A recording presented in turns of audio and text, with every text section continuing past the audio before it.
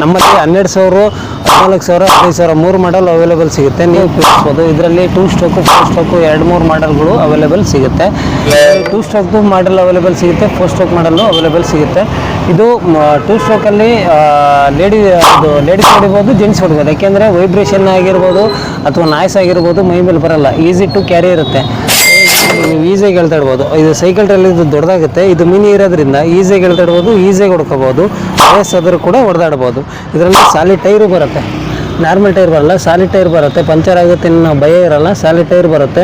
ಮತ್ತು ಇದರಲ್ಲಿ 1 litre ಪೆಟ್ರೋಲಿಂದ fuel tank capacity ಬರುತ್ತೆ. ಇದರಲ್ಲಿ 4 ಸ್ಟ್ರೋಕಲ್ಲೂ ಸೇಮ್ ಬರುತ್ತೆ. 4 ಸ್ಟ್ರೋಕು ಒಂಚೂರು ಮೈಲೇಜ್ ಜಾಸ್ತಿ ಇರುತ್ತೆ, ಇದು ಮೈಲೇಜ್ ಕಡಿಮೆ. 4 ಸ್ಟ್ರೋಕು ಸ್ಪೀಡ್ ಜಾಸ್ತಿ, 4 ಸ್ಟ್ರೋಕು ಮೈಲೇಜ್ ಜಾಸ್ತಿ. 4 ಸ್ಟ್ರೋಕು 3,500 RPM ಬರುತ್ತೆ, 3ರಿಂದ 3,500 RPM ಇರುತ್ತೆ, ಒಂದು ಸ್ವಲ್ಪ ಕೆಲಸ ನಿಧಾನ ಆಗುತ್ತೆ. ಬಟ್ ಇದು 2 ಸ್ಟ್ರೋಕು ಸ್ಪೀಡ್ ಜಾಸ್ತಿ ಇರೋದ್ರಿಂದ ಕೆಲಸ ಬೇಗ ಆಗುತ್ತೆ. ಕಟ್ಟಿಂಗ್ಸು ಇದು ಎಲ್ಲ ಯಾವೆಲ್ಲ ಅಟ್ಯಾಚ್ಮೆಂಟ್ ಉಪಯೋಗಿಸ್ಬೋದು ಅಂದರೆ ಟಿಮ್ಮರ್ ಹೆಡ್ ಉಪಯೋಗಿಸ್ಬೋದು, ಮತ್ತು ಬ್ಲೇಡ್ ಅಟ್ಯಾಚ್ಮೆಂಟ್ ಬರುತ್ತೆ, ಬ್ಲೇಡ್ ಅಟ್ಯಾಚ್ಮೆಂಟ್ ಯೂಸ್ ಮಾಡ್ಬೋದು.